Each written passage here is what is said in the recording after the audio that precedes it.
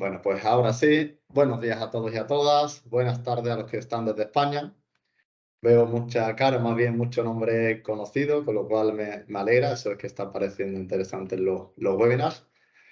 Como sabéis, hoy continuamos con nuestra serie de webinars con dos temas que según mi criterio son bastante interesantes y que van de la mano, como son la gestión del datos en las organizaciones y la toma de decisiones.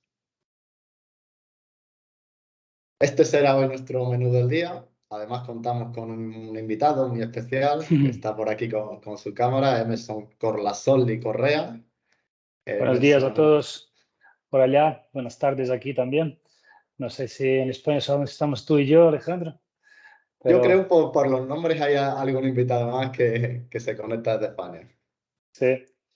Bueno, pues nada, muchas gracias por la invitación y buenos días a todos. Buenas tardes. Muchas gracias a ti, Emerson. Es un placer tenerte por aquí hoy con nosotros. Por hacer una breve introducción y entrar un poco al ajo. Emerson es profesor en la Universidad de Lisboa y en la London School of Economics, entre otras entidades. Tiene más de 20 años de experiencia profesional en Business Intelligence y Advanced Data Analytics. Y tiene una amplia trayectoria en distintos sectores empresariales de servicios financieros, hospitalarios, industrial automóvil, retail, etcétera, habiendo trabajado para más de 15 países. Un crack y tengo constancia de haber hecho algún proyectito con él. Él nos hablará hoy sobre la transformación de los datos, nos dará algunas claves y nos mostrará ejemplos del buen uso de los datos en algunas de las compañías. Cuando desde el equipo, ¿no? me solicitaron que preparara un webinar sobre datos, sobre todo el tema de análisis de datos y la toma de decisiones, se me vino a la cabeza esa famosa frase que seguro que todos hemos escuchado algunas que otra vez, ¿no? Que es que los datos son el petróleo del siglo XXI, ¿no? Pero la verdad es que yo no sé si los datos son el petróleo del siglo XXI, no tengo ni idea, ¿no? Pero que tiene un gran valor como factor competitivo, diría que es indudable. Y que independientemente de esto, sí que considero que depende mucho, ¿no? De en qué punto se encuentre tu organización, ¿no? Creo que a veces se generaliza demasiado cuando quizá hay que ser un poco más concreto y entender el contexto en el que lo estamos aplicando, ¿no? Para extraer todo el valor de los datos hay que transitar un proceso, es decir, hay que estar preparado para digerirlos y no pasar de 0 a 100 en 2 días, ¿no? Que nos podemos engullir. Y en mi humilde recomendación es tratar de entender en qué punto nos encontramos como organización, ¿no? Nos focalizamos en las empresas, pero esto sería aplicable a cualquier tipo de institución, ¿no? Administración pública, institución educativa, etc. Aquí están representadas las 5 fases que propone Thomas Davenport o Tom Davenport. Ojo, cuidado que es Kaido, si lo miráis en Google hay otro que nació en 1800, que es un inventor, ese no, el otro, el profesor de tecnología y gestión de la información en Babson, que tiene un par de libros muy interesantes sobre todo el tema de datos y su aplicación en el mundo empresarial, ¿no? Y de aquí lo he tomado. Davenport, para realizar esta clasificación, se basa en su modelo Delta, que con un claro enfoque de negocio considero que puede ser útil para esta tarea de realizar un poco un autodiagnóstico y ver desde dónde partimos, ¿no? Hacia este largo camino, ¿no? Que es el Data Driving Company, que todo el mundo sueña con él, pero que hay que andar pasito a pasito. Dicho esto, no me detendré mucho en este modelo, aunque me parece muy interesante, me gusta bastante, no quiero quitar tiempo a Emerson, pero sí que queda a disposición por si alguien quiere profundizar una vez que finalicemos el webinar.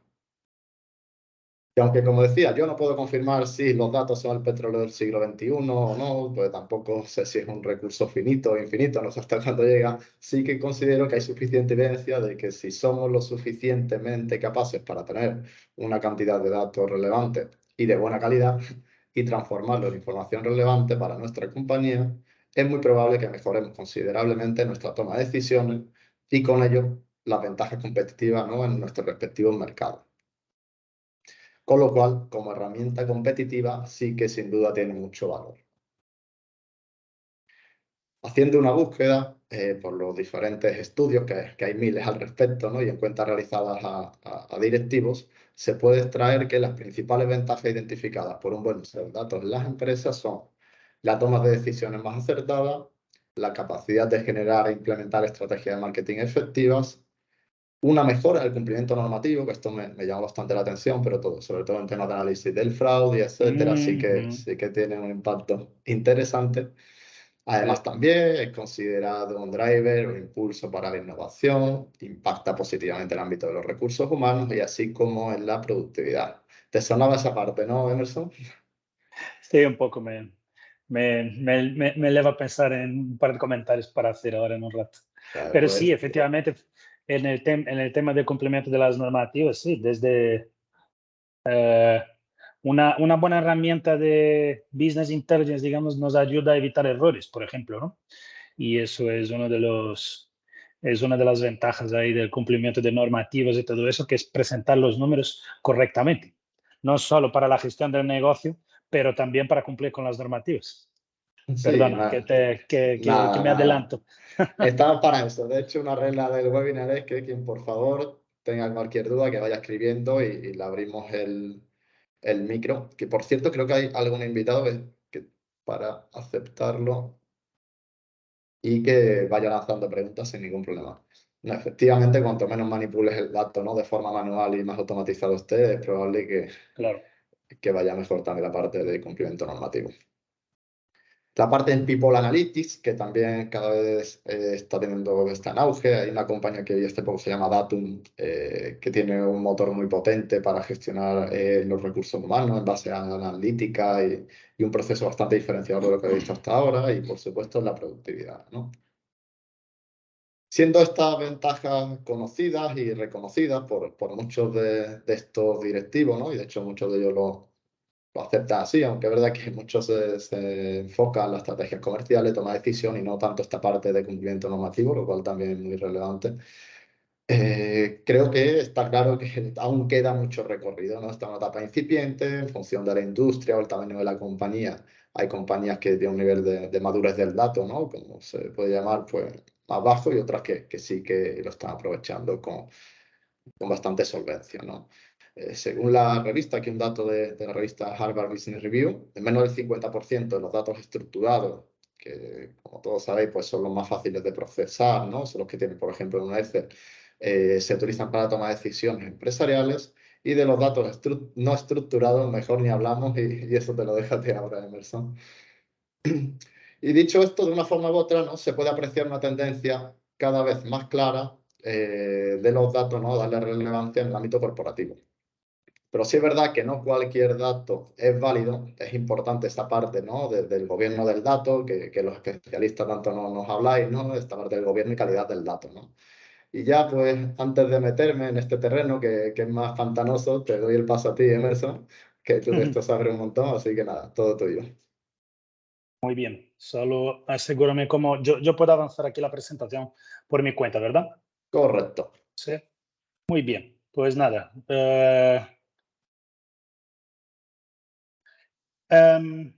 Vamos allá, por arrancar una vez más, solo con agradecer a Alejandro y todo el equipo ahí de Chile la oportunidad. Como decía Alejandro, yo pues me dedico a construir modelos de analítica de datos y impartir ahí algunos cursos acerca del tema.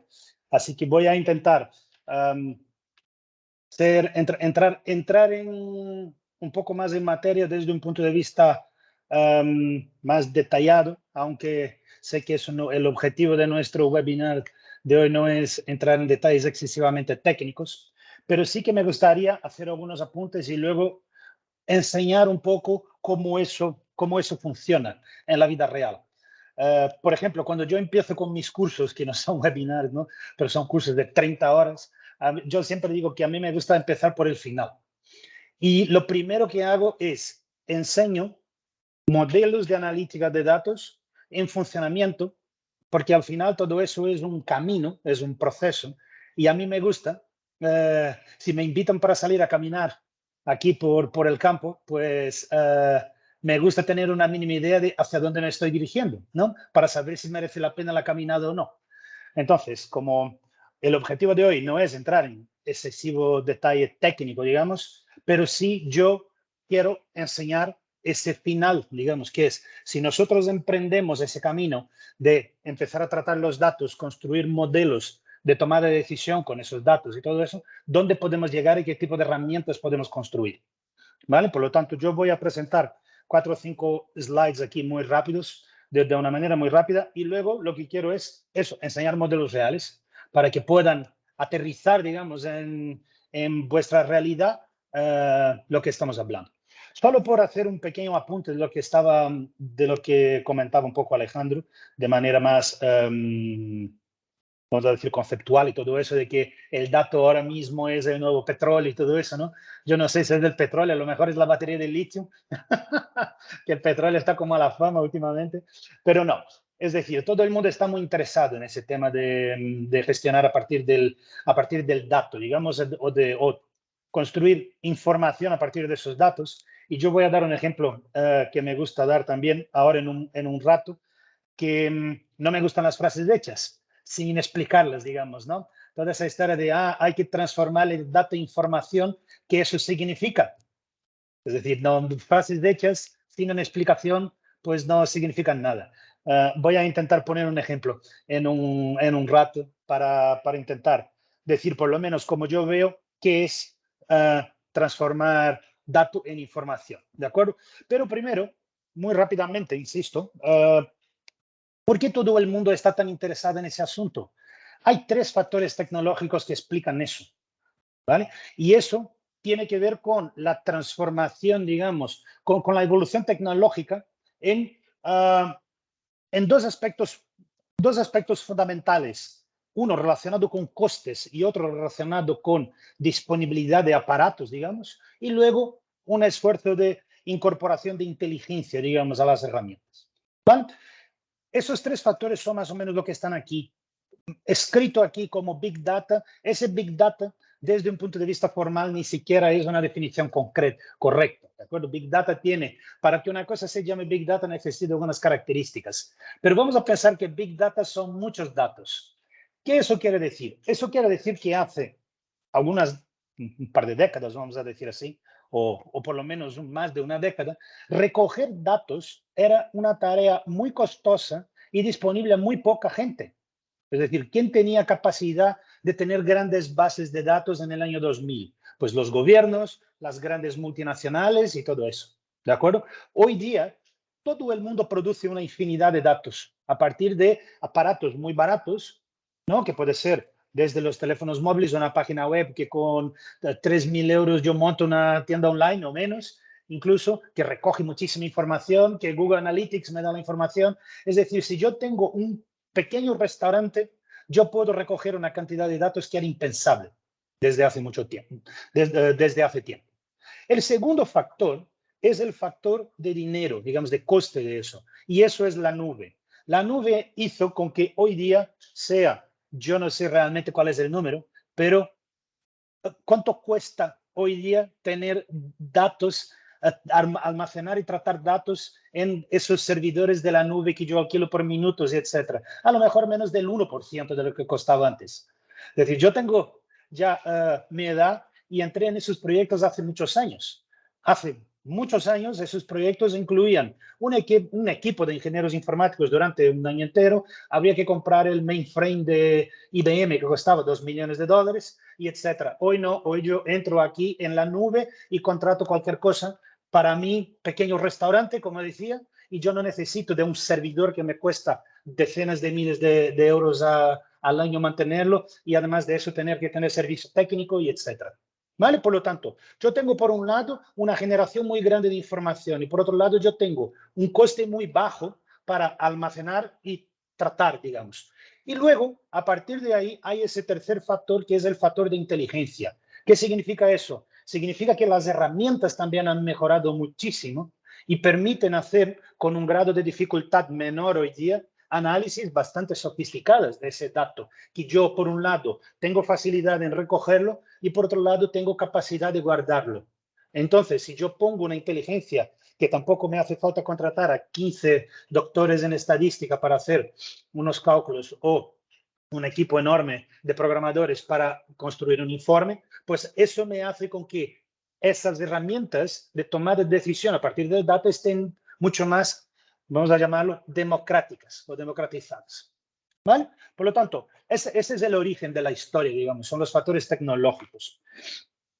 ¿Qué necesita una buena herramienta de Business Intelligence y de analítica de datos. ¿Cuáles son los desafíos? Pues tiene que permitirme, desde luego, obtener una visión global de mi negocio, y eso está íntimamente relacionado desde un punto de vista más operativo con la segunda cajita que está ahí, que es que para que yo tenga una visión global, yo tengo que tener la posibilidad de conectar con muchos orígenes de información. Y voy a empezar a dar ejemplos concretos, porque como dije, me gusta dar ejemplos concretos. ¿Qué eso significa? Eso significa, por ejemplo, que en un contexto financiero, si yo estoy haciendo una analítica financiera, muy probablemente yo tengo un software para hacer mi contabilidad, ¿de acuerdo? Pero una de las cosas que me interesa es ver si yo estoy cumpliendo con mi presupuesto o no. Y en el 90% del caso, yo voy a tener, o más, yo voy a tener mi presupuesto en un Excel.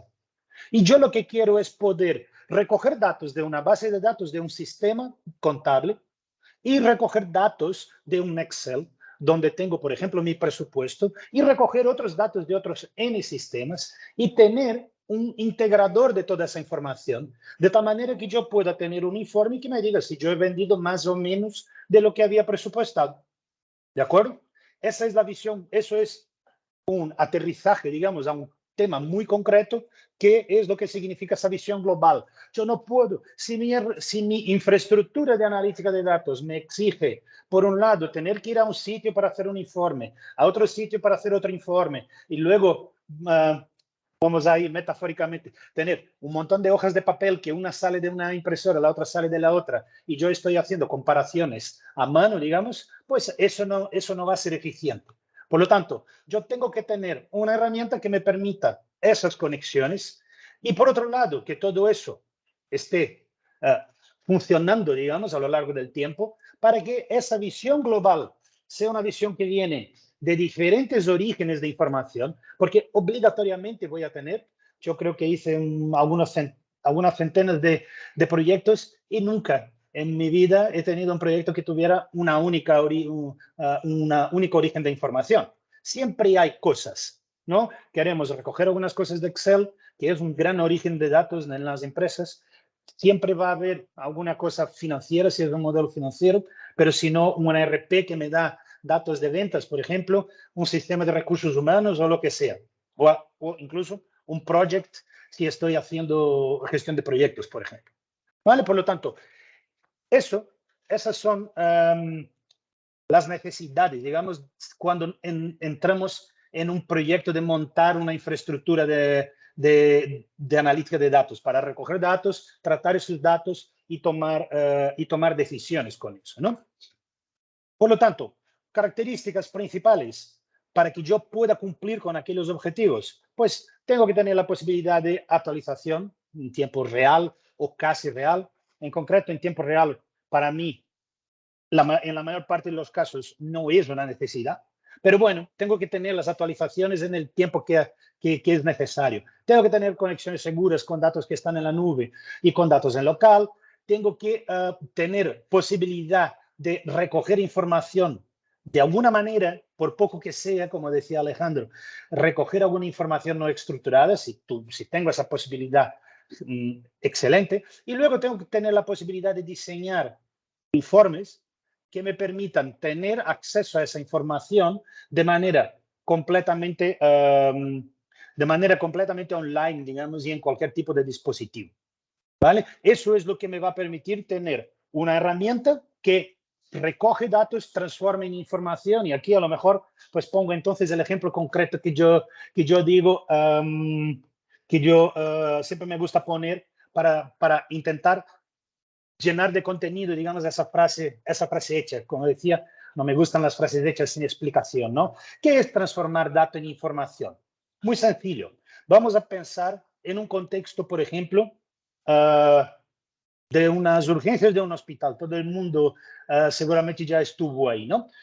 ¿Quién es responsable por ese servicio, vamos a llamar así? Tiene una preocupación que son los tiempos de espera. es la principal preocupación probablemente de un director médico de un hospital cuando las personas llegan a las urgencias, y lo que quiere es saber si las personas están esperando un tiempo adecuado o no para ser atendidas en los diversos pasos que nosotros tenemos cuando estamos a espera de atendimiento médico, de atención médica en unas urgencias, ¿verdad?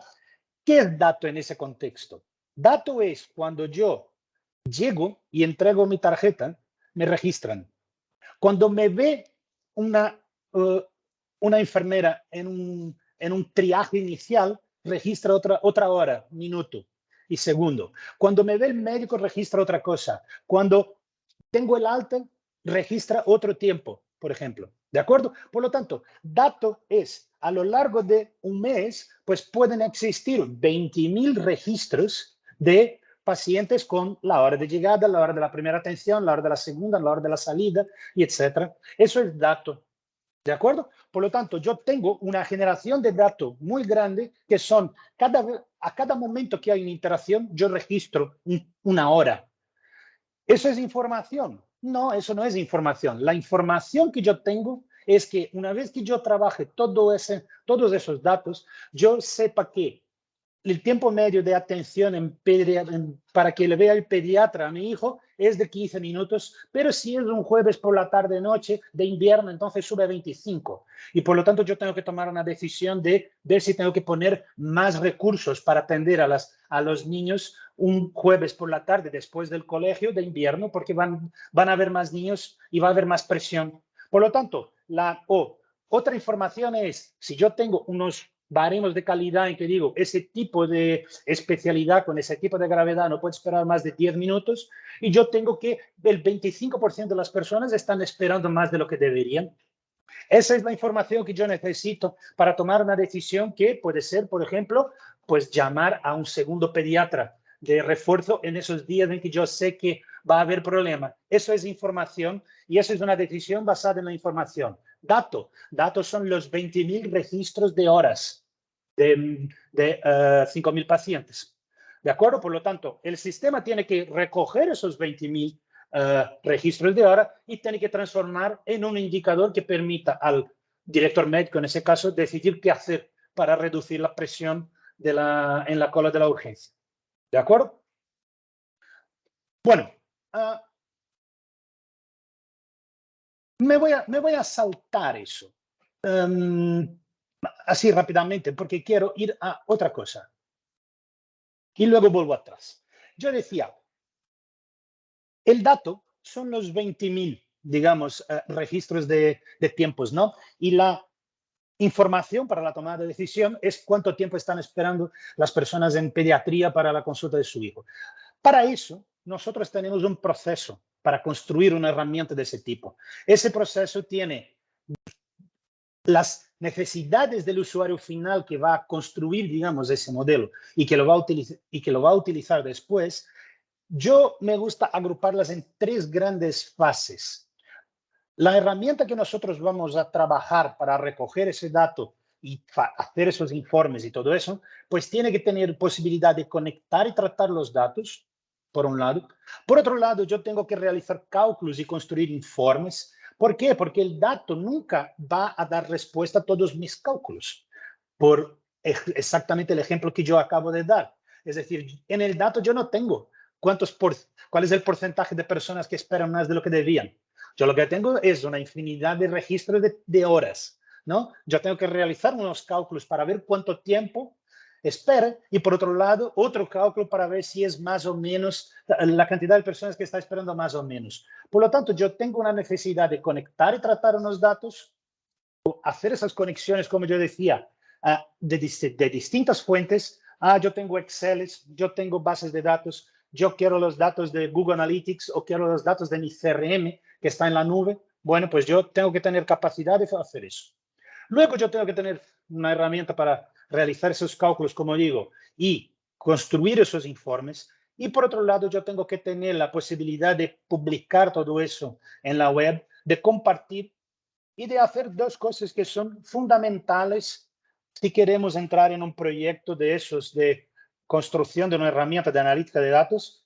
Y yo siempre digo también que eso es son dos factores críticos de éxito y de fracaso, obviamente. Y yo ya, obviamente, también pasé por proyectos que han fracasado y muchas veces el proyecto estaba muy bien construido y todo eso y fracasó en una cosa al final del todo, que es toda esa parte de compartir la información y de actualizar los datos de manera frecuente y en tiempo, es muy importante, porque si construimos un supermodelo magnífico, pero luego el usuario final, cuando necesita del dato no, o de la información, ¿no? O lo que sea, cuando necesita ver el informe no está disponible o no está para la persona correcta, o yo no soy capaz de gestionar los permisos de acceso a la información de manera correcta, pues va a perder confianza en la herramienta y va a decir, bueno, pues nada, todo muy bonito y los gráficos esos tienen unos colores magníficos, pero yo voy a seguir mirando aquí las cosas por mi cuenta, porque con que me llegue la semana que viene no me vale, lo necesito ahora. ¿Vale? Por lo tanto, nosotros, eso es solo para dar una idea de cómo es el proceso para construir una herramienta de ese tipo. Volviendo un poco atrás aquí, simplemente, eso es una manera diferente y más técnica, vamos allá, de ver aquel mismo gráfico con las tres grandes etapas. En la primera etapa, lo que voy a hacer es conectar con esas fuentes de información que están aquí, todas las que yo necesite en mi proyecto de construcción de esa herramienta.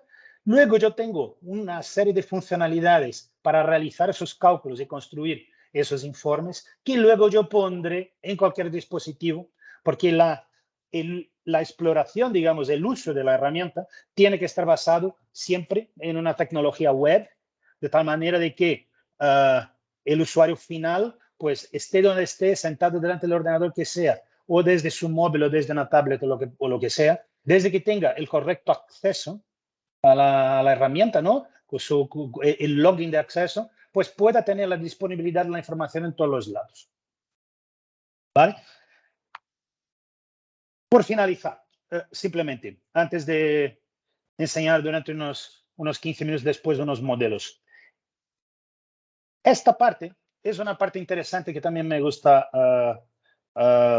poner encima de las presentaciones siempre, que es un poco cómo es la evolución del análisis de datos, ¿vale? Es decir, absolutamente todo el mundo prácticamente termina aquí, ¿vale? Lo que hace son informes y algunos paneles para hacer un BI descriptivo que me dice qué es lo que ha pasado y algún tema de diagnóstico de por qué ha pasado, intentar encontrar las razones por las cuales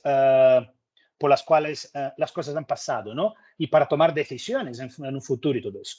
Pero, idealmente, nosotros también debemos, independiente de que todo el mundo va a estar en este lado rojo, obligatoriamente, digamos, también un buen sistema debe intentar ir a la derecha, este lado azul, para intentar poder poner también algo más de inteligencia. Si se acuerdan de la diapositiva anterior, yo tenía el tercer factor, ese era la inteligencia. Y vamos a decir que la inteligencia lo que está hablando es de las herramientas que yo tengo para hacer esas conexiones, para hacer esos cálculos y etcétera, ¿no? Pero también yo puedo empezar ya a poner algoritmos dentro de mis datos y, por dar un ejemplo muy concreto, todo el mundo, además es algo que hacemos en nuestra vida, ¿no? Es decir, todo el mundo está pensando un poco en cómo van a estar mis cuentas en 3 meses, ¿no? Es decir, yo estoy continuamente intentando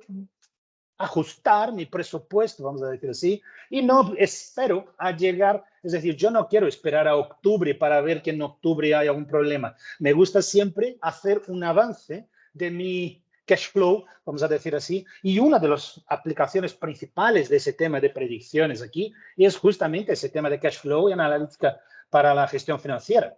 Es decir, todo el mundo que trabaja con eso, pues hace eso, ¿no? Es decir, nosotros siempre se hacen proyecciones de cash flow a futuro, pues para ver si, es decir, si yo tengo unos números que están yendo mejor o peor, pues no quiero esperar a que termine el año para ir a resolver algún problema. Si yo ya veo que puede que exista algún problema que exija que yo tome una decisión, pues quiero prever eso, ¿no? Eso es una analítica más avanzada, predictiva, o incluso prescriptiva, pero eso diría que no merece la pena entrar en el ámbito, ¿vale? Pero un buen modelo, en definitiva, debería por lo menos recoger los tres primeros círculos que están aquí, ¿no? El predictivo, vamos allá, es ya un poco más, es un uso un poco más, bastante más avanzado, ¿vale?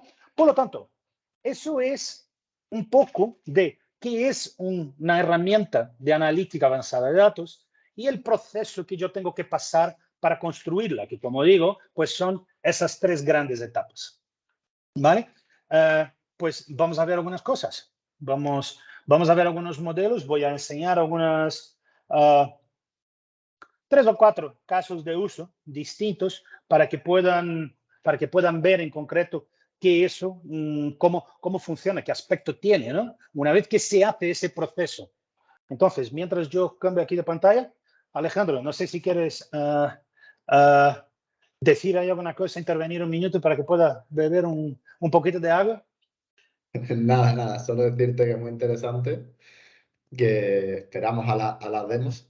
De hecho, creo que alguna de las cosas que has comentado, ¿no? El paso de los datos a la información y la toma de decisiones va muy enfocado por la segunda parte del webinar que yo tengo un poco enfocado. De hecho, no nos pisaremos, con lo cual está bien. Como me vas a dejar unos 10, 5 minutos para 50 slides, pues lo que haré es que yo pasaré muy No, brevemente. yo prometo que 45 termino. Nada, incluso a 48 vamos bien. No, es que está Vale. siendo muy interesante, nos era fundamental aterrizar, ¿no? Lo que tú dices, las frases hechas están muy bien, pero luego hay que entrar en materia, hay que entender ese paso, ¿no? De datos a información y a la toma de decisión, y creo que lo has hecho de forma extraordinaria. Con lo cual, pues nada, muy interesante y nada, agradecerte. Te dejo aquí Yo no que sé si, continúes no sé si ya me ven la pantalla. perfectamente. Sí, ¿Sí? Muy bien. Pues nada, pues vamos allá.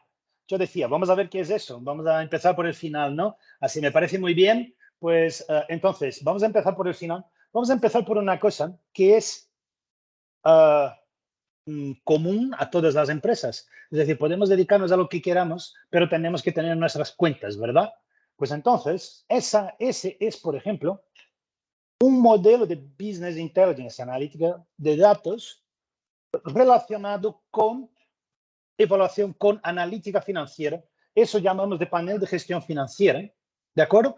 ¿Y qué es lo que yo veo aquí? Pues aquí yo tengo un, como dicen eso en Chile, demostrativo de resultados, ¿puede ser? No, estado de resultados, ¿no? Entonces, ¿yo qué es lo que tengo aquí? Yo tengo un estado de resultados que para esta empresa han decidido que lo quieren ver de esta manera, donde yo tengo aquí unos ingresos, unos consumos directos que me dan un valor añadido, luego algunos conceptos de costes indirectos, etcétera, etcétera. No voy a entrar en detalle, evidentemente, hasta un resultado. ¿De acuerdo? Muy bien, pues aquí yo tengo mucha información en esa pantalla, muchísima información. Yo tengo el valor real, el valor presupuestado, el valor del año anterior y unas variaciones para cada uno de esos conceptos. Alguien me va a decir, pero entonces, ¿qué es eso? Bueno, eso es una vista de mes para el mes de junio. ¿De acuerdo?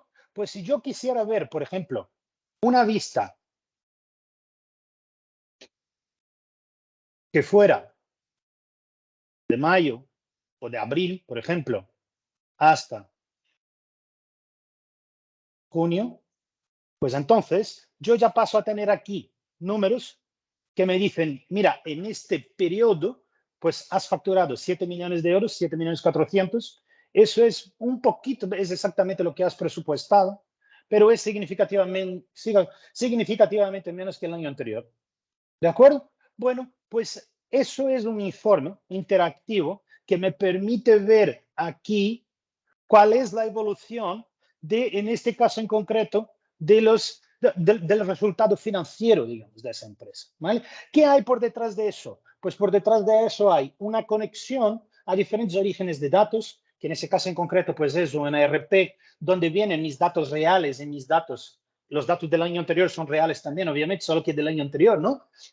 Y tiene orígenes de datos, por ejemplo, con un Excel para ese presupuesto, y yo puedo tener aquí un montón más de otras cosas. Como pueden ver aquí, yo tengo una serie de pantallas en ese informe que me dan la gestión financiera si yo voy aquí al dashboard, lo que llamamos dashboard es, déjame por favor solo volver a poner aquí, del 1 de enero al 31 y decir que me ponga el último mes de calendario completo. Vale, esos son los datos de mayo, ¿de acuerdo? Los datos de mayo me dicen que, bueno, ha sido un mal mes, pero si yo cojo los datos acumulados a mayo, pues bueno, ya eso me está resultando algo. Bueno, sí, correcto. Realmente, estamos un poco por abajo, un poco por debajo del presupuesto y bastante por debajo del año anterior, porque el negocio de esa gente es un negocio muy peculiar que ha tenido volúmenes muy elevados durante la etapa del COVID. ¿De acuerdo? Por lo tanto, yo lo que puedo es tener un informe de esta manera interactivo que me permite ver cuál es la evolución del negocio a lo largo del año en comparación con lo que he presupuestado y en comparación con mis datos del año anterior. Y puedo ver, por ejemplo, cómo va aquí mi cash flow. Eso empezó con ese cash flow y ahora mismo pues está con un cash flow positivo porque han recibido mucho,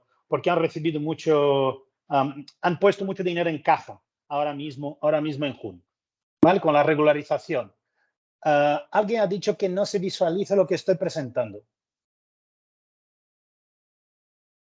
¿Tú ves, Alejandro, lo que estoy presentando? Perfectamente, sí. Un segundito. ¿Alguien más podría confirmar si están viendo lo que estoy presentando? Sí, sí se ve. Perfecto. Se ve, pues, Roy Belzares dijo que no ve, pero Quizás el restante de los asistentes sí puede que sea un problema. puede ser de conexión o Sí. de Roy, sí. Bueno, pero el restante sí que veis, ¿verdad? Sí. Bueno, Sí. si no puede y se le queda bloqueado, se lo hacemos personalizado en otro momento. Exactamente. o ponemos la grabación. Muy bien.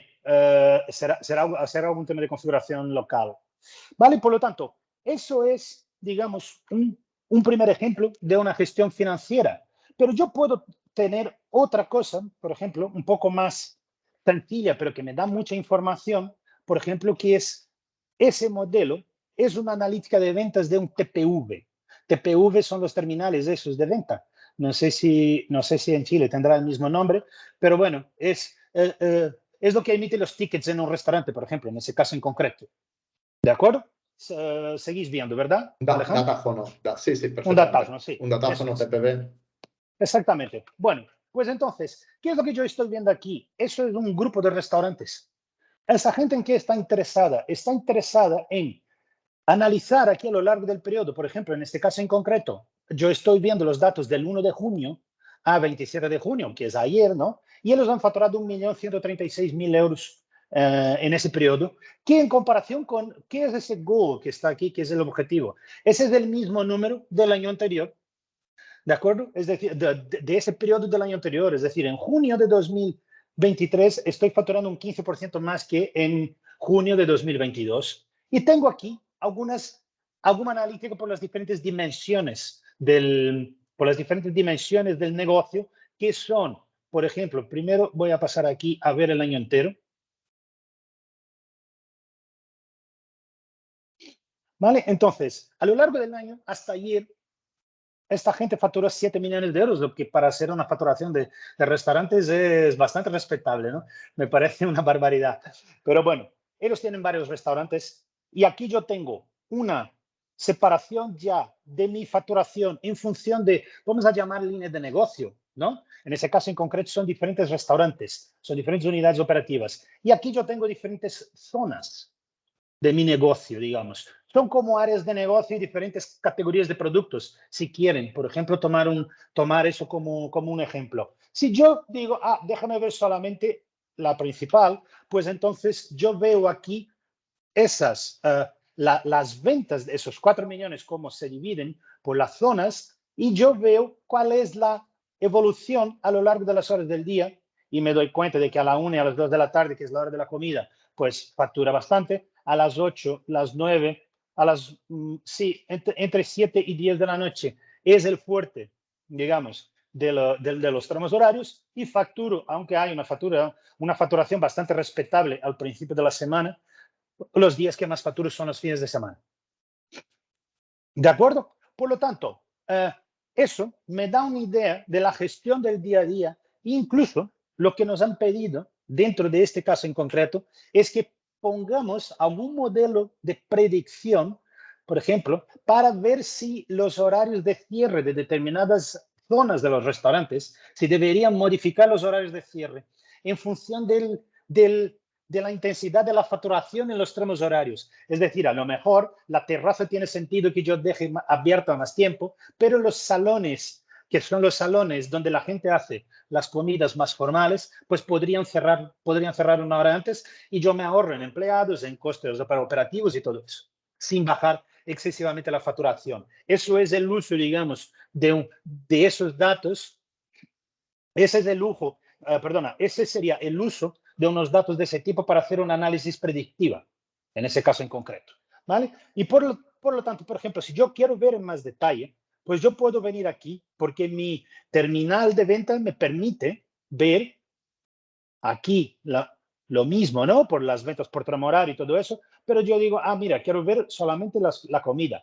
Pues las comidas son esas. Y si quiero ver solamente los entrantes, pues, bueno, no están clasificados los entrantes, pero yo creo que los sushis sí. Si yo selecciono solamente los sushis, yo veo que estoy vendiendo de esta manera. Y puedo incluso, luego, si quiero explorar todavía más mi modelo de datos, pinchar aquí y decir, mira, dame un detalle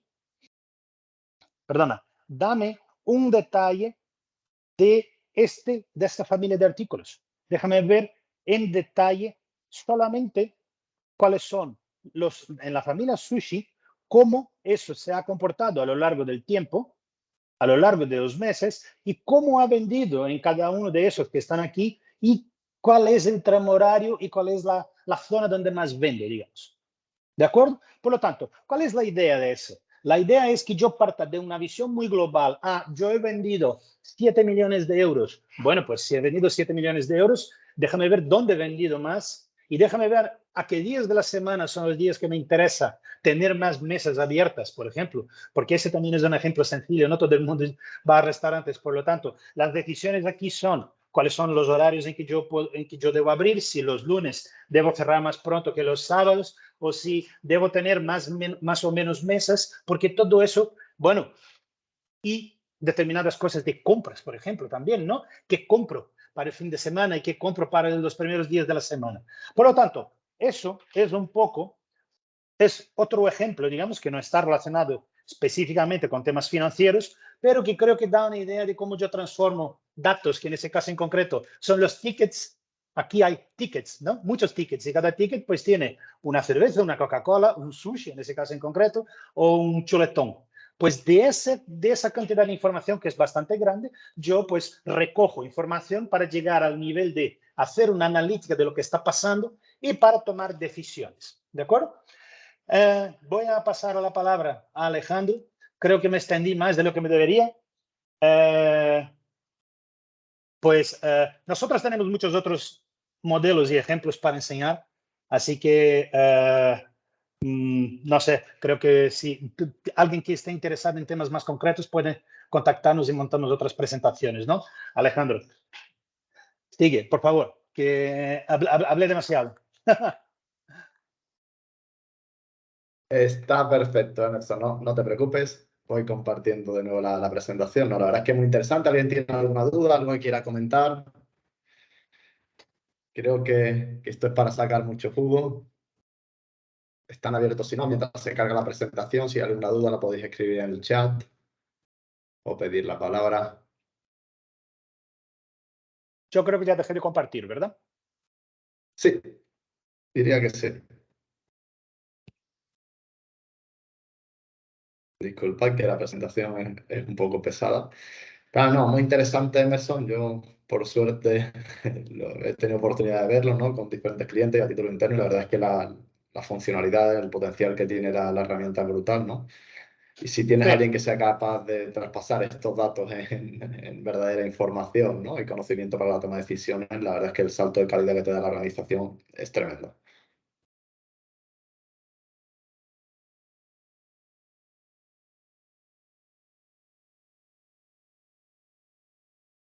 Pues confirmadme, por favor, cuando se vea. Sí, ya vemos. Yo veo, por lo menos, ya. Genial. Pues aquí nos hemos quedado. Es decir, la decisión es basada en datos, pero bueno, si está Emerson más que en datos, sería ya en información. Y ahora que ya tenemos los datos y los dashboards muy bonitos, y si los ha hecho Emerson más, la única diferencia es eso, de que ya no serían datos, sería información, porque te lo da muy desgranado, muy No, no deja, bien. no deja de estar, no deja de estar basado en los datos que están por detrás, ¿no? Sí, sí, pero es un salto cualitativo, ¿no? Interesante y que sin duda, pues, ayuda mucho al objetivo, ¿no? Que para mí sería la toma de decisiones, ¿no? Como bien tú has comentado, y creo que es un cambio de paradigma importante, es decir, la tecnología, los datos, no es el fin, no es el objetivo, como en muchas ocasiones parece que ciertas compañías quieren hacerlo ver así, sino la herramienta, ¿no? Para mejorar tus objetivos de negocio y para la toma de decisiones. Y siempre entendiendo que la mayoría de decisiones, por muchos datos que tengan, mucha información, pues lo vas a tomar en un contexto de incertidumbre, de cambio, ¿no? Y más en la actualidad, ¿no? Que como dice el profesor de Recuenco, estamos en máximos históricos, ¿no? De incertidumbre, con lo cual sabes que decidir, por muy bien trabajado que lo tengas y por mucho que Amazon nos acompañe de la mano, implica siempre algo de riesgo, ¿no? Implica asumir riesgo, pero el tema es que no hacer nada también, y probablemente los riesgos que asumas por no hacer nada son más altos, más graves que haciendo algo, ¿no? Haciendo cosas al menos tiene más probabilidades de que algo vaya bien o que tenga información, documentación para tomar decisiones más acertadas. Y si no haces nada, pues no me queda mucho más que ver cómo los demás te adelantan, ¿no? Y cómo pues, los modelos de negocios van actualizándose, modernizándose, y que la competencia pues toma decisiones más oportunas y más fiables pues, basadas en estos datos, ¿no? Pero bueno, por desgracia, no hay una receta mágica, cada decisión es distinta y como tal no hay una única forma de tomar decisiones, ¿no? Cada decisión es diferente y se necesitan diferentes aproximaciones y herramientas. Y eso es lo que tratamos de ver un poco, ¿no? En estos minutos que nos restan. Existen diferentes frameworks que yo trataré de exponer un poco para categorizar los diferentes tipos de decisiones que tenemos en las organizaciones, en las compañías. Todos ellos tienen algo en común desde mi punto de vista, que de una forma u otra se apoyan en varias variables para su clasificación, que serían la reversibilidad, la urgencia y la importancia o trascendencia que tengan para la compañía, ¿no? En el medio o largo plazo. Comenzamos con este modelo que es relativamente conocido, es el propuesto por Farnham Street. Según este, debemos tener en cuenta la reversibilidad y la trascendencia de la decisión para abordarla, ¿no? En este caso, y en el caso de las decisiones de negocio, en las que vamos a invertir tiempo y recursos para optimizar esta decisión, nos enfocaremos en el cuadro superior derecho, ¿no? Donde pone Spend Time Deciding. Las decisiones irreversibles y trascendentes. Otra clasificación, basadas en las mismas variables, en las que nos propone Jeff Bezos, ¿no? Que todo el mundo es conocido, fundador de Amazon, él apuesta por dedicar su energía solo a las decisiones de tipo 1, consideradas trascendentales, irreversibles o casi irreversibles, ¿no? Él tiene una forma de llamarlas que la denomina puerta de un solo sentido, como sería la entrada en un nuevo país, el lanzamiento de un producto, la compra de una nueva compañía, una fusión o el cambio de naming, ¿no? Del nombre de una empresa, ¿no? Nos indica que estas decisiones deben tomarse de una manera metódica, con un proceso, de forma cuidadosa, lenta, con gran deliberación y consulta. Y si es apoyada en cuadro de Power BI, pues mejor. Ay, perdona, sí, Sol, creo que hay una mano levantada. Hola, hola.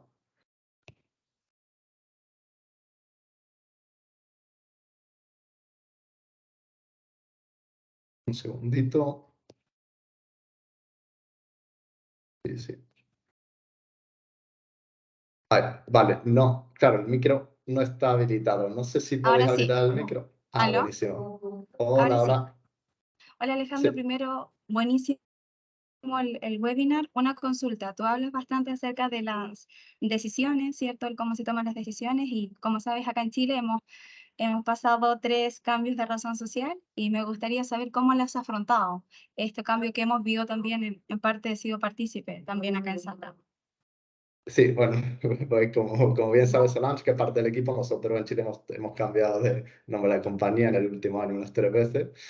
Sí, tienes toda la razón, Sol. Esa decisión pues quizás se pueda clasificar dentro de otro grupo que veremos más adelante y que su nombre técnico pues creo que son decisiones estúpidas, ¿no? En fin, pero lo profundizaremos luego un poco más adelante. Corremos siempre riesgo y yo también y la idea de esto no es hacerlo perfecto, en fin. Corramos un tupido velo, como se suele decir, y ahora somos felices y eso es lo importante, no solo incluso trascendente. Y aquí seguimos con la matriz de Eisenhower, que añade la variable de urgencia, ¿no? Esta matriz es muy usada para la clasificación de tareas también, quizá la habéis visto, ¿no? En función a lo importante o lo urgente, ¿no? Y igual nos enfocaremos en la parte superior derecha, donde pone decidir, o en algunos casos te anima a planificar. Seguro que a muchos de vosotros es familiar. Este libro de Suzy Welch propone utilizar la regla 10-10-10, que se basa en analizar las consecuencias que tendrá nuestra decisión a los 10 minutos, a los 10 meses o a los 10 años de haber sido tomada. Y en función a esto, determinar cuántos recursos y cómo abordar cada una de ellas.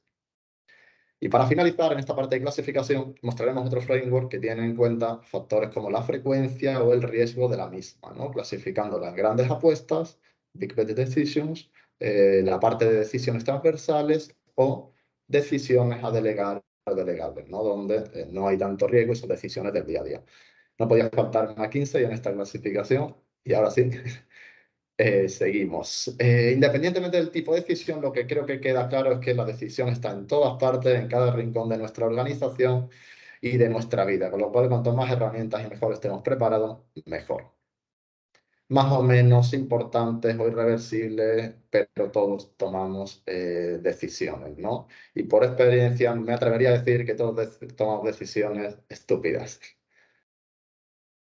¿Pero por qué, no? ¿Por qué tomamos estas decisiones estúpidas? Pues podrían agruparse en dos grandes grupos. Uno que descartamos, no prestamos suficiente atención a una información crucial para tomarla, o directamente, como comentaba Emerson, es que no lo tiene, la herramienta no tiene los recursos, no tiene la fuente, no se ha preocupado, no ha trabajado en ello. Y por otro lado, que no entendemos bien el problema o no interpretamos bien la realidad, ¿no? No somos capaces de interpretar bien el mismo. Y me diréis que sí, que muy bien, pero que por qué, ¿no? Aquí traigo 7 puntos en concreto, una serie de causas que nos propone Alan Robinson de cómo evitar, ¿no? O por qué ocurre esta parte de estupidez, como él lo llama de forma literal. El punto 1 es estar fuera de nuestro entorno habitual o de rutinas. Esto es lo que Warren Buffett llama el círculo de competencia. El punto número 2 sería el groupthink o pensamiento en grupo. Esto se da cuando al trabajar en equipo se suele dar que se deja en stand-by o se suaviza, ¿no?, nuestro pensamiento crítico aceptando la opción que apoya a la mayoría del grupo. Para los humanos, para todos nosotros, la cohesión social es muy importante, ¿no? El sentirte parte del grupo, ¿no? Para los seres humanos eso es una parte fundamental. Siempre hay excepciones, ¿no? Está una Bomber y esa gente que no se consideran precisamente involucrados en la sociedad. El punto número 3, que también puede ser una causa, es estar en presencia de un experto, es decir, el sesgo de autoridad, que también lo llaman. O lo que es peor, que tú te creas que eres el experto y caigas en el efecto Dunning-Kruger, ¿no? Es decir, sobreestimas tu capacidad o tus conocimientos hasta que te pones al lado de uno que de verdad sabes como Emerson y te das cuenta que te haces muy pequeñito y cada vez te salen más dudas y más consultas sobre la temática. Las prisas, ¿no? Que como dicen las abuelas, no son malas consejeras, pues las prisas también suele ser un motivo de tomar decisiones estúpidas, me suena. La sobredosis de información, es decir, no solo es, como decía Emerson, puedes tener 20.000 millones de fuentes de datos, Pero bueno, ¿qué es para ti útil? ¿Qué es relevante? Hay que ser selectivo como para la toma de esta información, ¿no? Que si no puede generar parálisis o incluso llegar a confundir, ¿no? Sobre esto, Nicolás Nassim Taleb tiene una teoría muy interesante y muy antiintuitiva. Emerson dice que sí, también hay muchos clientes que quieren cuanto más datos mejor, aunque no sepan cuál es el objetivo de negocio. Estás en mute, Emerson, perdona. Estás silenciado. No te escuchamos. No, que yo decía, es un tema muy relevante. El exceso de información es tan malo como la falta de él. Sí, sí. Y Sin es algo duda, que a veces no se tiene tan en cuenta, pero sí, el saber cómo identificar la información que es relevante, ¿no? sin Qué duda, datos tomar y cuáles no. sin duda. Genial. El estrés emocional o físico, simplemente el cansancio, ¿no? Que esté seguro que no suena a más de uno, ¿no? Y por último, la obsesión por el resultado, el cómo lograr el objetivo, ignorando a veces, ¿no? Pues todo el proceso que lleva y las posibles consecuencias secundarias o, como se suele decir, los efectos de segundo orden que tendrá esa decisión, ¿no? Y sí, y una vez que tenemos identificados algunos de los motivos por los que tomamos estas decisiones estúpidas, ¿qué os parece si intentamos minimizarlas, ¿no? Y para ello existen diferentes métodos o procesos y he incluido varios con el objetivo de tener una visión general, ¿no? Los pasaré muy rápido debido a que vamos ya un poco pasado de tiempo, pero para que tengáis un poco una visión.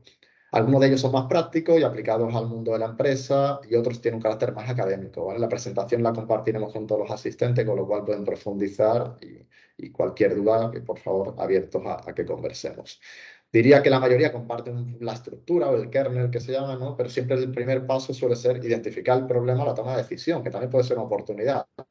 Enfocamos en el problema, pero también se puede ser un poco más optimista y a veces toca decidir sobre temas de marketing, de venta y cómo aprovechar oportunidades que te ofrece el mercado, ¿no? Posteriormente, reunir datos, ¿no? Esta parte de recolección de datos que comentaba Emerson al inicio, que era la fase 1. Buscar información relevante, los recursos, identificar opciones y alternativas. Aquí nos podemos poner creativos, hacer un brainstorming, ¿no? Como es el caso de esta propuesta. Una vez que ya has hecho esta parte de apertura, pues te enfocas en decidir qué alternativa o decisión consideras mejor y vas a implementar. Y normalmente, en el mejor de los casos, el proceso no finaliza aquí, sino que se define algún mecanismo de control o seguimiento para asegurar la ejecución y corregir las posibles desviaciones. Aquí un método que encontré que me pareció muy interesante de Data Science for Business, que trata de ligar, ¿no? La vinculación de los datos y el negocio, ¿no? Esta comprensión de los datos y del negocio y de los datos debe ir de la mano desde mi punto de vista y creo que cada vez más sentido tiene o más debería ser así. En este sí me quiero parar un momentito para comentar 3 puntos que son diferenciadores de los demás. Uno, que propone comprender el contexto, habla de la coherencia con una visión compartida. En muchas ocasiones el contexto determina la solución. 2, que define métricas que estén alineadas con el objetivo principal. Esto es importante para luego el seguimiento y el control. Aquí se conecta alguien, muy buena hora. Y lo más importante desde mi punto de vista, el último punto, el octavo, que lo llama como bucle de aprendizaje. Para mí este es un punto crucial, ¿no? A decidir se aprende decidiendo y es un proceso de aprendizaje que seguramente nunca se finalice y siempre se pueda continuar mejorando. Por último, y para profundizar un poco, como comentaba Nelson, mejor no quedarse en las ideas y entrar un poco en materia, voy a utilizar este método IPD que lo llama informar, proponer y decidir, que considero que recoge los principales puntos de las slides anteriores, ¿no? Además, estamos más familiarizados con él. Es el método propuesto por Make Strategy, con quien trabajamos de la mano en diferentes proyectos, y es el que tratamos de seguir internamente para las decisiones importantes o trascendentales. Siempre que no sea una decisión estúpida mía, como Isol se ha encargado de recordarme. El proceso de esta metodología IPD se divide en 3 grandes etapas. Informar, donde se examinará la problemática o la potencial oportunidad, como decía, y así como el objetivo inicial, ¿no? Que puede ir variando conforme avancemos en la metodología. Y al finalizar la etapa es importante tener ya un diagnóstico de la situación y la definición detallada del problema o de la oportunidad, que no siempre tiene que ser algo negativo, como decía. Esta pirámide es muy representativa, Emerson y muchos de vosotros seguro que estáis cansados de verla. Los datos son la base, pero es fundamental también tener esas capacidades para convertirlo en información relevante y oportuna y tomar las decisiones. En la segunda etapa, proponer, aquí se evaluaría las posibles alternativas que tenemos y se finalizaría con una primera decisión tomada, ¿no? Vaya diseñando ese plan de acción. Y por último, el decidir, el entrar de una forma profunda. Aquí se aterrizan los detalles, se comienza con la ejecución y además es importante también cuando se habla de resolución de problemas o de lanzar algo nuevo, trabajar sobre la comunicación, lo que es fundamental para el éxito de una buena implementación. Para esto hacen falta herramientas, ¿no? En el paso 1, que sería trabajar con la pirámide que ya hablamos, ¿no? El tener estos dashboard, tener todos los cuadros, procesamiento, incluso se mete un poco en la parte de proponer, es fundamental. En el paso 2 también es importante saber con qué modelos mentales vamos a ir trabajando, cuáles son aplicables, tener vigilados los sesgos, es decir, ese sesgo de confirmación, de disponibilidad, ¿no? De la farola también que lo llama, de irte solo a los datos que tienes disponibles cuando hay un campo bastante más amplio, así como el uso de otras herramientas en función al tipo de decisión, como son el análisis de riesgo, el costo-beneficio, entre otros. Y en el paso 3 sería fundamental la adecuada priorización, ¿no? En base a unos criterios que previamente deberían estar definidos, ¿no? Así como la orquestación cognitiva, que todo el equipo empuje hacia el mismo lado, y una buena gestión para su implementación. Aquí se puede ver cómo un proceso pues comienza el rombo, ¿no? De una parte de apertura y posterior cierre. Comenzamos con mentalidad divergente, de incorporar información, generar ideas, etcétera, para finalizar convergiendo, ¿no? Y cada una de estas fases requiere de unos atributos o unos skills diferentes, con lo cual tener equipos pues multidisciplinar, cada uno con sus propias capacidades, habilidades, siempre es positivo y no hacer equipos muy homogéneos, ¿no? Cuanto más heterogéneos en función del tipo de decisión, es muy interesante. En la línea de la slide anterior, ¿no? El proceso sería incorporar información para un correcto diagnóstico, generar ideas, la apertura, evaluar alternativas, priorizar y decidir e implementar el cierre. Y tener en cuenta que ejecutar es lo que lleva a las personas y las organizaciones desde las aspiraciones y los objetivos hasta los resultados. Para no caer en esa parálisis por análisis, ¿no? No quedarte solo en las ideas, sino aterrizar y dar pasos hacia adelante. A estas alturas, ¿no? Alguien se puede preguntar, vale, sí, muy bien, pero ¿qué organización, ¿no? ha logrado resultados extraordinarios apoyándose en un buen proceso de decisiones basadas en datos, ¿no? Conocemos muchas, ¿no? Más pequeñitas, que seguramente muchos no conocéis, con las que hemos tenido la experiencia y que lo han hecho realmente bien, pero si nos vamos a las grandes, pues ya muchos conocéis, ¿no? Google, ¿no? Toda la parte del desarrollo que hace a través del dato, pues, probablemente una de las compañías a nivel mundial que más datos y más información sobre nosotros tiene. La Amazon, ¿no? Que gestiona toda la parte de ventas, ¿no? Esta parte del motor de recomendaciones tan potente que tiene. Y bueno, y por no seguir entrando, pues el Netflix, el Airbnb, Zara, Spotify, el Uber de turno. Por resaltar un caso chileno que voy a incluir aquí, Notco, ¿no? Que ha tenido un enorme éxito en los últimos años y que aplica un algoritmo de inteligencia artificial para producir alimentos con base vegetal que sustituyen a la carne y otros productos como los lácteos, ¿no? Y que le está yendo muy bien, ¿no? Otro caso fuera del mundo empresarial sería también la NBA, que en los últimos años se han puesto bastante las pilas para utilizar los datos en pro del deporte, ¿no? Y del espectáculo. Y ahora sí, para finalizar, y por si aún no quedó claro, ¿no? ¿Cómo puedo mejorar mis procesos de toma de decisiones, ¿no? Pues la opción A sería preguntar a ChatGPT, pero aviso, te da una turra importante que es ilegible, lo cual no lo recomiendo mucho. Le puedes preguntar a ChatGPT, pero decirle que te lo ponga en bullet point, lo cual es bastante más práctico, pero tampoco me termino de convencer. Con lo cual decido que mejor no tomar decisiones estúpidas, ¿no? y que apliquemos pues, la teoría a la práctica. Y por hacer un breve resumen, pues decidir mejor es la consecuencia de, uno, tener acceso a la información correcta y relevante para la situación que queremos abordar. Aquí entran diferentes fuentes de información, como comentó Emerson, internas, externas, conocimiento anterior, etc. Tener los suficientes conocimientos y modelos mentales para entender la realidad siendo conscientes de nuestras propias limitaciones y sesgos. Es decir, seamos honestos, es imposible que lo sepamos todo, estamos tomando decisiones continuamente en torno a incertidumbre. Apoyémonos en herramientas, en expertos, en el equipo y tratemos de evitar estos errores.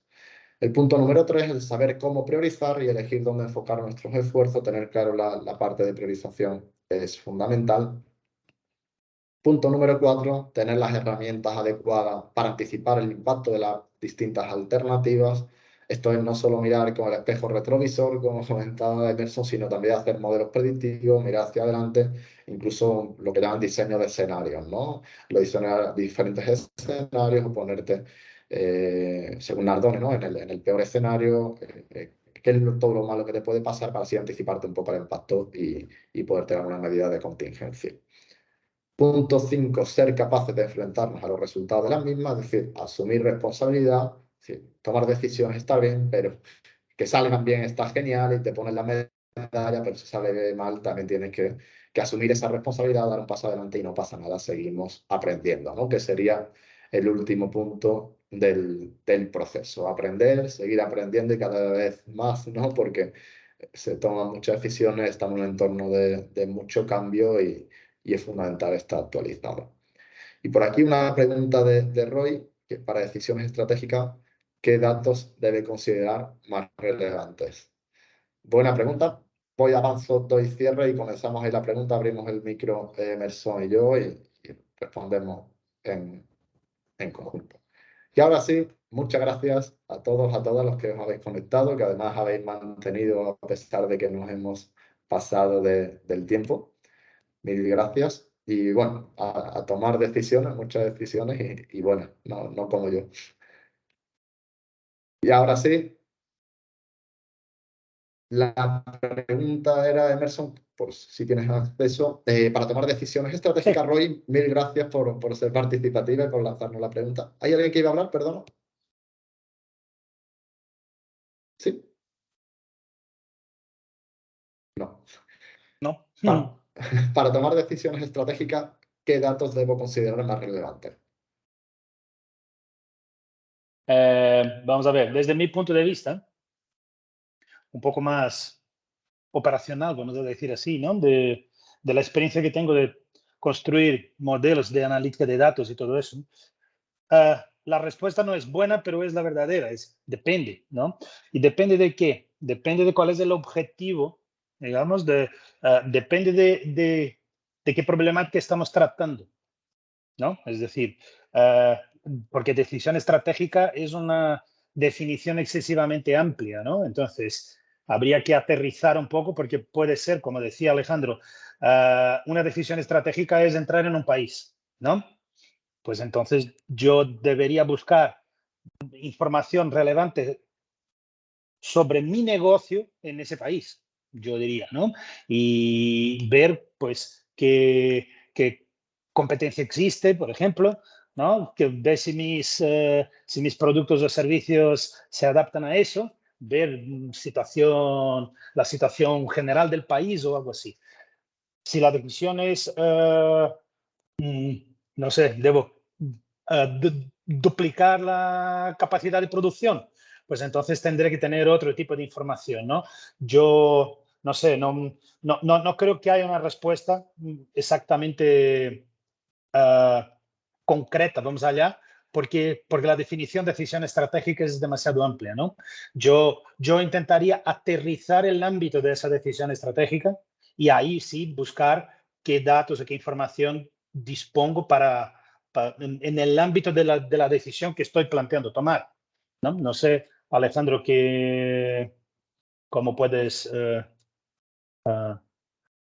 complementar, digamos, lo que he dicho. Complementar, Sí, genial. sí, No, exacto. totalmente de acuerdo contigo, Emerson. Sí, Roy, si dieras un poco más de contexto, ¿no? Es decir, creo que la parte contextual es fundamental, como bien indica. En el caso que ha comentado Emerson de abordar un nuevo país, pues, por ejemplo, algo que muchas veces no se tiene en cuenta y luego, pues, el sesgo del coste hundido y otros sesgos juegan malas pasadas es no tener un presupuesto propio definido y saber, vale, vamos a hacer una gran apuesta, cuánto mi estructura, mi compañía, mi matriz puede soportar esta apuesta en tal país. ya sea en recursos económicos, en tiempo, cuánto le vas a dedicar para seguir avanzando o decir, mira, no, hasta aquí ha llegado, me he equivocado, no pasa nada, ¿no? Siempre hay que tener en cuenta las decisiones estratégicas y a veces cuesta mucho. Hay que ver un poco la parte de validación de hipótesis. No podemos descartar que en algún momento nos hayamos equivocado. No digo que tiremos espaguetis contra Claro. la pared, estamos totalmente en desacuerdo con eso.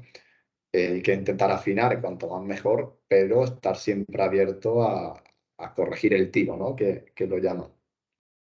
Sí, el contexto en el rubro de la logística, almacenamiento. Bueno, aquí hay un melón importante, ¿no? Con todos los cambios que ha habido, con China, cómo está el contexto internacional de guerra.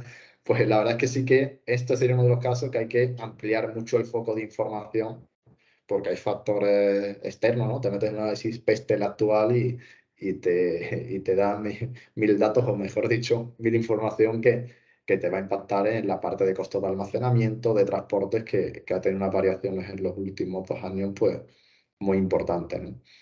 Y sí, como digo, en un momento como el actual, sí que intentar no tomar decisiones para toda la vida y entender que en un momento quizás tienes que corregir el tiro por un cambio del contexto mundial, ¿no? Un poco más macro. ¿Te hemos respondido, Roy? A ti. Gracias. ¿Alguna duda? ¿Alguien quiera comentar algo más?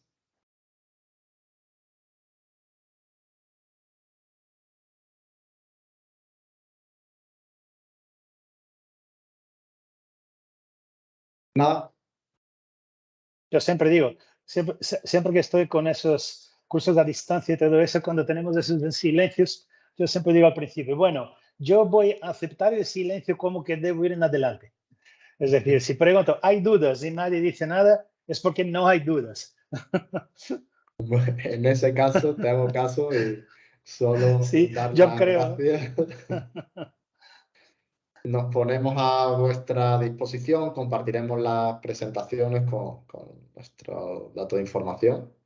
Y por favor, cualquier duda, alguien que quiera tener una conversación o hacer una demo más concreta del sector Sí, logístico, de transporte o de cualquier otro, no tenemos por suerte muchos modelos, Emerson más de 20 años trabajando en esto, lo podemos sí. adaptar, preparar algo y que podamos trabajar con algún caso de uso concreto, que al final es lo que nos gusta, ¿no? Meter las manos en el barro y jugar y entrar en profundidad y entender realmente los problemas de negocio que hay detrás.